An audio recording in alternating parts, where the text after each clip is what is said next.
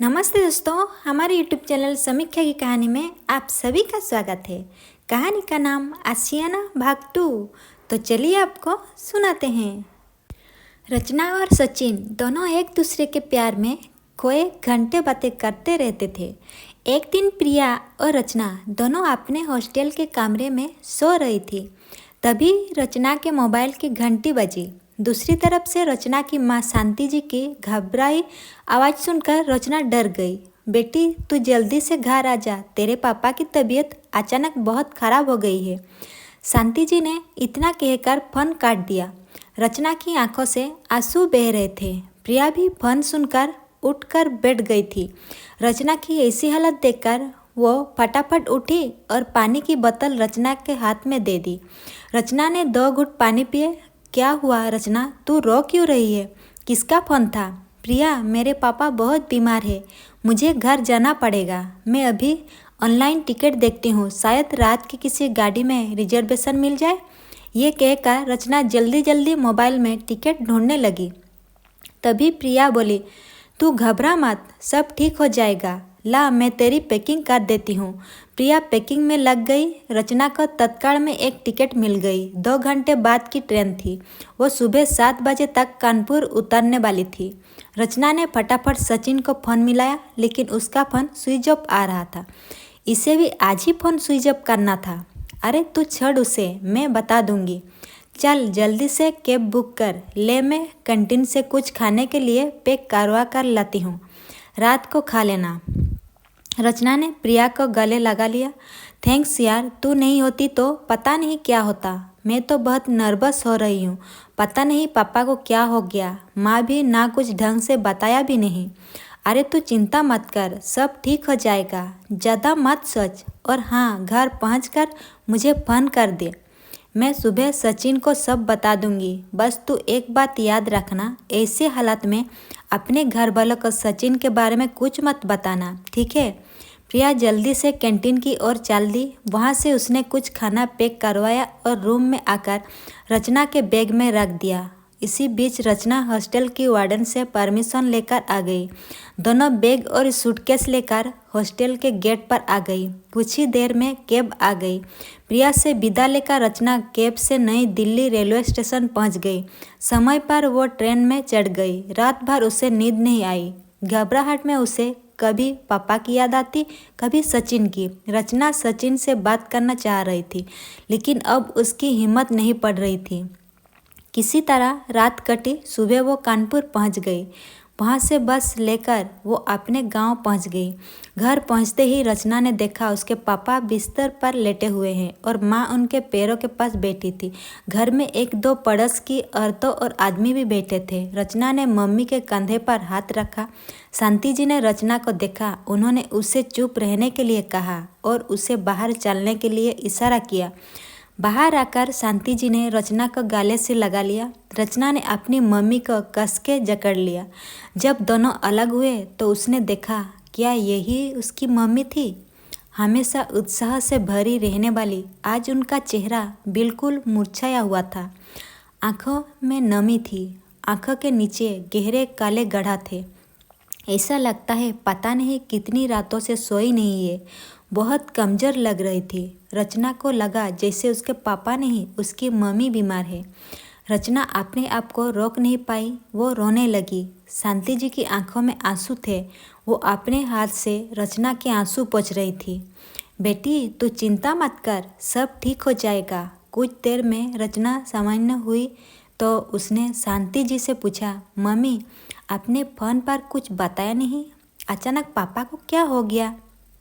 बेटा, तेरे पापा स्कूल गए थे, वहीं बेहोश हो गए। स्कूल वाले इन्हें हॉस्पिटल ले गए। वहाँ पता लगा इन्हें हार्ट अटैक आया है। उस समय तो उन्होंने इंजेक्शन और दवाई देकर इन्हें बचा लिया, लेकिन तुरंत कानपुर रेफर कर दिया। हम इन्हें कानपुर ले गए।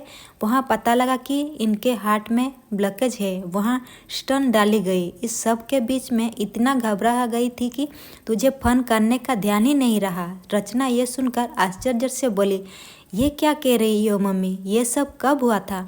पापा घर कब आए? बेटी, इस बात को 1 सप्ताह हो गया। मैं कल ही तेरे पापा को छुट्टी मिले थे। मैं अपना फ़ोन घर पर ही भूल गई थी। घर में आ नहीं पाई। कल हम आए तब मैंने तुझे फ़ोन किया। रचना को अपनी मम्मी पर बहुत गुस्सा आ रहा था। वो कमरे में जाने लगी तो उसकी मम्मी ने कहा, बेटा अभी तेरे पापा दवा खाकर सोए हैं, 3-4 घंटे बाद उठेंगे। डॉक्टर ने कहा है वो जितना आराम करेंगे उतनी जल्दी ठीक हो जाएंगे। तुझे देखेंगे तो घबरा जाएंगे। कल भी मना कर रहे थे, कह रहे थे रचना को क्यों परेशान कर रही हो, मैं ठीक तो हूँ। रचना वहीं खड़ी रह गई। अभी उसे मम्मी पर गुस्सा आ रहा था, लेकिन फिर उसने सोचा कि मम्मी ये सब अकेले झेला है। कितनी हिम्मत दिखाई मम्मी ने, ये सोचकर वो शांति से सो लिपट गई। बेटा चिंता मत कर, सफ़र से आई है, तू हाथ पैर धो ले, मैं चाय बना कर लाती हूँ, फिर तू आराम से सो जा। जब तक तू उठेगी तेरे पापा भी जाग जाएंगे। रचना वहीं पास में पड़ी एक कुर्सी पर बैठ गई। कमरे में बैठे लोग अपने अपने घर चले गए। उनके जाने के बाद रचना पापा के सिरहाने बैठकर उन्हें निहारने लगी। कुछ देर में शांति जी चाय बना लाई, साथ में कुछ बिस्कुट भी थे।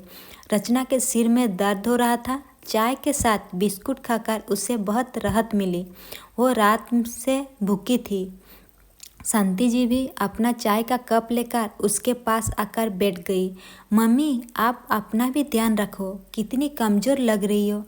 क्या करूं बेटी, कुछ खाने का मन ही नहीं करता।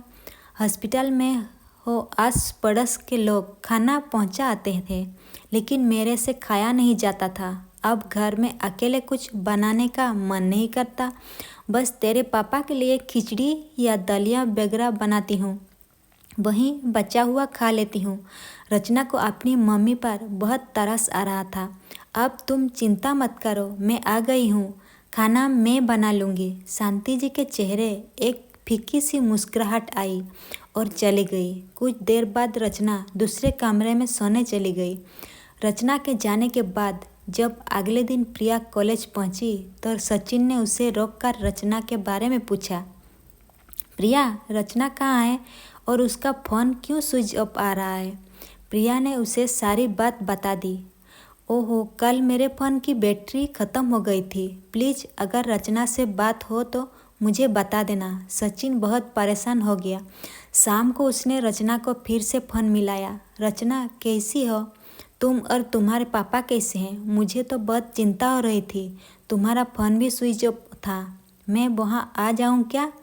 एक ही सांस में सचिन ने सारे सवाल पूछ डाले। सचिन मैं बिल्कुल ठीक हूँ, तुम चिंता मत कर। पापा को हार्ट अटैक आया था, अब ठीक है। और तुम यहाँ मत आना, ये गांव देहात है, मैं किसी को तुम्हारे बारे में क्या बताऊँगी। लेकिन रचना तुम वापस कब आओगी? मुझे तुम्हारी बहुत चिंता हो रही है। सचिन अभी तो मैं नहीं आ सकती क्योंकि मम्मी पापा की देखभाल कर रही है। ऐसे में उनकी हालत भी ठीक नहीं है, ना ढंग से खाती है ना पीती है। मुझे पापा के साथ साथ उनका भी ख्याल रखना होगा। लेकिन तुम्हारी पढ़ाई का क्या होगा? रचना को कुछ समझ नहीं आ रहा था। उसने कहा, सचिन अभी कुछ कह नहीं सकती, बाद में देखा जाएगा। ये कहकर रचना ने फ़ोन काट दिया क्योंकि उसकी मम्मी बुला रही थी। दीनानाथ जी जग चुके थे। रचना को देखकर वो बहुत खुश थे। शांति तुमने बेकार इसे परेशान किया, अब तो सब ठीक हो गया था। रचना अपने पापा के गले लग गई। पापा आपको इस हाल में देखकर मुझे कितनी तकलीफ़ हुई है। मम्मी को पहले ही मुझे खबर करनी चाहिए थी। सब कुछ अकेले ही संभालती रही। तभी शांति जी कमरे में आई। अच्छा, आते ही पापा से मम्मी की शिकायत शुरू कर दी। ये सुनकर दोनों हंस पड़े। उन्हें देखकर शांति जी भी हंस पड़ी। देखा, मेरी बेटी के आने से तुम्हारे चेहरे पर मुस्कान तो आई, वरना सारे दिन उदास बैठी रहती थी। अब मैं जल्दी अच्छा हो जाऊंगा। दीनानाथ जी ने शांति जी की ओर देखते हुए कहा। प्रिया हर दिन रचना को फ़ोन करके उसका और उसके पापा का हालचाल पूछती थी। एक दिन प्रिया ने बताया कि सचिन कई दिन से कॉलेज नहीं आ रहा। जब प्रिया ने फ़ोन किया तो बोला, रचना के बगैर मन नहीं लग रहा, इसलिए वो अभी तक कॉलेज आएगा जब रचना आ जाएगी। उसकी बात सुनकर रचना कुछ परेशान हो गई। उसने तुरंत फ़ोन काट कर सचिन को फ़ोन मिलाया। सचिन, मैं ये क्या सुन रही हूँ, तुम कॉलेज नहीं आ रहे हो? मेरे कारण तुम्हारी पढ़ाई का नुकसान हो, ये मुझसे बर्दाश्त नहीं होगा। तुम कल से कॉलेज जाओ, मुझे तो आने में अभी टाइम लगेगा। तुम नोट बना कर रखना, मैं तुमसे ले लूँगी। नहीं रचना, मुझे तुम्हारी याद आती है। कॉलेज में अच्छा नहीं लगता, मैं नहीं जा रहा कॉलेज। बस एक बार मुझे अपने गांव आने दो, तुम्हें देखे बगैर मेरा मन उदास रहता है। रचना ने हंसते हुए कहा, अरे साहेब, मैं कहाँ भागी जा रही हूँ। देवदास मत बनो, कॉलेज जाओ, पढ़ाई करो, नहीं तो मैं तुमसे बात नहीं करूँगी। अच्छा ठीक है, कल से चला जाऊँगा, लेकिन तुम्हें मुझसे रोज़ बात करनी पड़ेगी। हाँ ठीक है, चलो अब मैं कल बात करूँगी, अभी मम्मी बुला रही है। सचिन अगले दिन कॉलेज गया। उसने किसी तरह कॉलेज में कुछ लेक्चर अटेंड किए और फिर घर आ गया।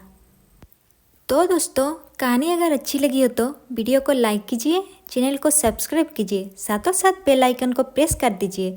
मिलती हूँ मैं अगली बार इसी तरह एक नई कहानी के साथ। Thank you.